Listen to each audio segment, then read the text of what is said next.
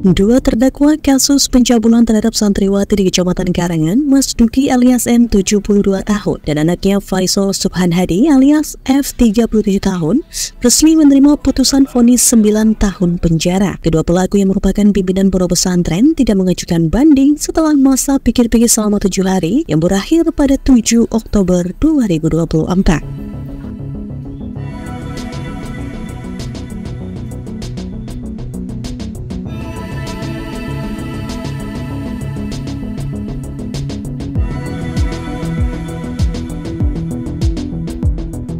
Juru bicara Pengadilan Negeri atau PN Trenggalek, Marhias Mariapul Ginting menjelaskan bahwa masa tenggang bagi kedua belah pihak telah habis tanpa adanya pengajuan banding.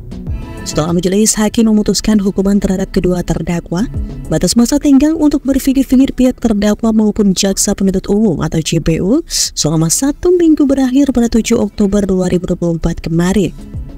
Karena tidak ada yang melakukan upaya banding, maka para pihak dianggap menerima putusan yang dijatuhkan oleh majelis hakim. Lebih lanjut, Marhias Mariapul Ginting menyampaikan dalam putusannya Mas Duki dan Faisal masing-masing dijatuhi hukuman 9 tahun penjara serta denda 100 juta rupiah.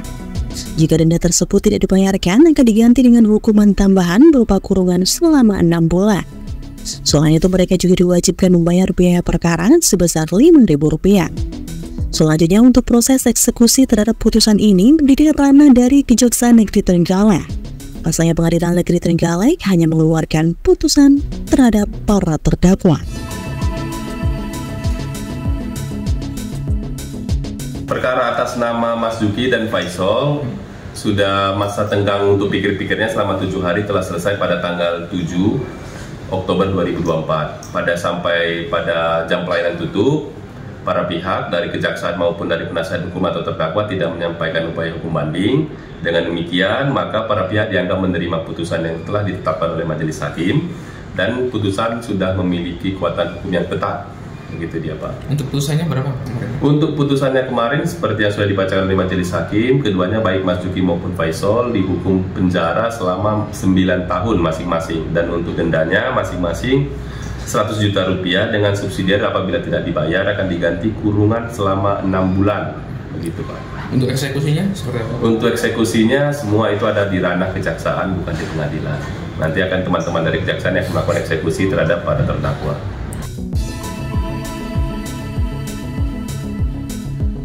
Sebelumnya diketahui bahwa kasus ini mencuat setelah terungkap bahwa Mas Duki dan Faisal menggunakan posisi mereka sebagai pimpinan pondok pesantren untuk melakukan pelecehan seksual terhadap santriwati sejak tahun 2021 hingga 2024. Modus yang digunakan adalah meminta korban melakukan pekerjaan rumah tangga seperti membersihkan kamar atau membuatkan kopi sebelum akhirnya melakukan tindakan cabul.